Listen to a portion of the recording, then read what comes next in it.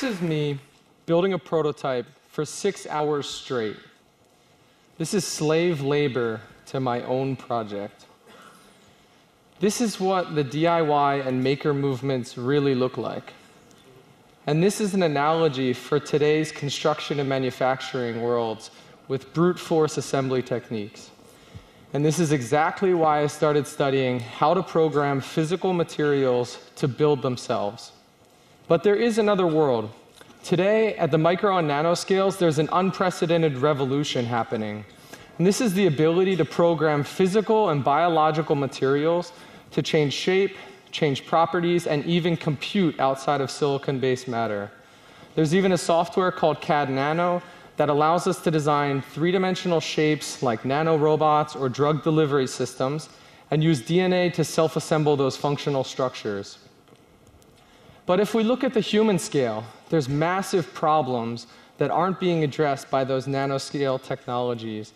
If we look at construction and manufacturing, there's major inefficiencies, energy consumption, and excessive labor techniques. In infrastructure, let's just take one example. Take piping.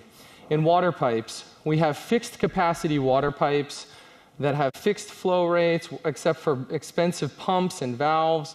We bury them in the ground. If anything changes, the environment changes, the ground moves, or demand changes, we have to start from scratch and take them out and replace them. So I'd like to propose that we can combine those two worlds, that we can combine the world of the nanoscale, programmable, adaptive materials, and the built environment. And I don't mean automated machines. I don't just mean smart machines that replace humans, but I mean programmable materials that build themselves.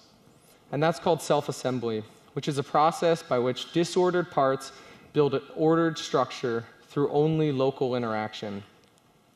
So what do we need if we want to do this at the human scale? We need a few simple ingredients. The first ingredient is materials and geometry, and that needs to be tightly coupled with the energy source. And you can use passive energy, so heat, shaking, pneumatics, gravity, magnetics. And then you need smartly designed interactions. And those interactions allow for error correction, and they allow the shapes to go from one state to another state. So now I'm going to show you a number of projects that we've built from one-dimensional, two-dimensional, three-dimensional, and even four-dimensional systems. So in one-dimensional systems, this is a project called the self-folding proteins. And the idea is that you take the three-dimensional structure of a protein. In this case, it's the Crambin protein. You take the backbone, so no cross-linking, no environmental interactions, and you break that down into a series of components. And then we embed elastic. And when I throw this up into the air and catch it, it has the full three-dimensional structure of the protein, all of the intricacies. And this gives us a tangible model of the three-dimensional protein and how it folds, and all of the intricacies of the geometry. So we can study this as a physical, intuitive model. And we're also translating that into two-dimensional systems. So flat sheets that can self-fold into three-dimensional structures. In 3 dimensions, we did a project last year at TED Global with Autodesk and Arthur Olson, where we looked at autonomous parts, so individual parts not pre-connected that can come together on their own. And we built 500 of these glass beakers. They had different molecular structures inside and different colors that could be mixed and matched, and we gave them away to all the TEDsters. And so these became intuitive models to understand how molecular self-assembly works at the human scale. This is the polio virus. You shake it hard and it breaks apart, and then you shake it randomly and it starts to error correct and build the structure on its own. And this is demonstrating that through random energy, we can build non-random shapes. We even demonstrated that we can do this at a much larger scale. Last year at TED Long Beach, we built an installation that builds installations. The idea was, could we self-assemble furniture-scale objects?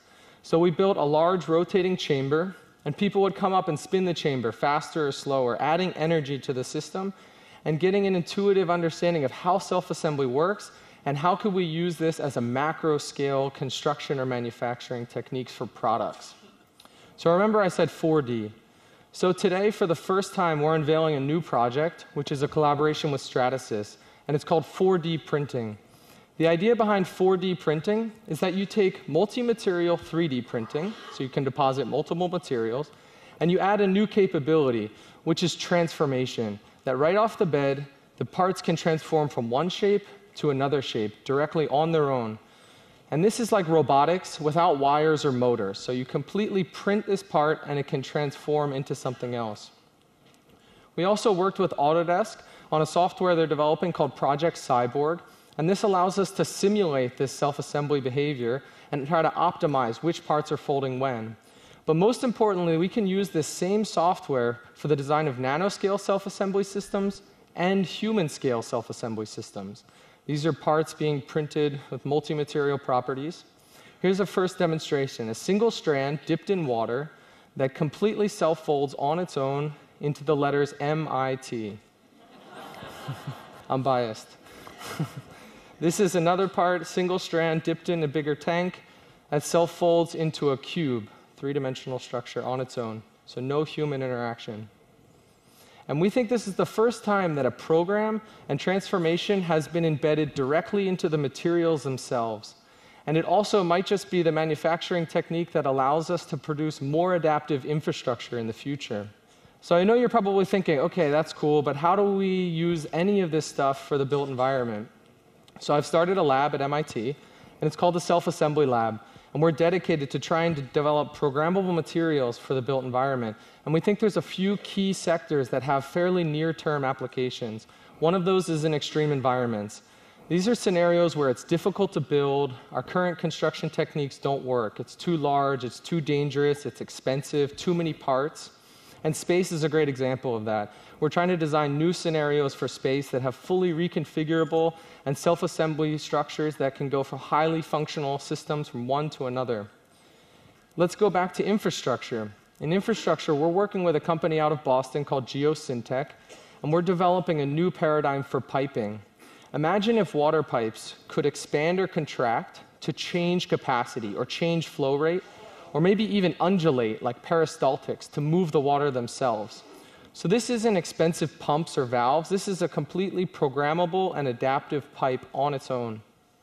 So I want to remind you today of the harsh realities of assembly in our world. This is complex things built with complex parts that come together in complex ways. So I would like to invite you, from whatever industry you're from, to join us in reinventing and reimagining the world, how things come together from the nanoscale to the human scale, so that we can go from a world like this to a world that's more like this.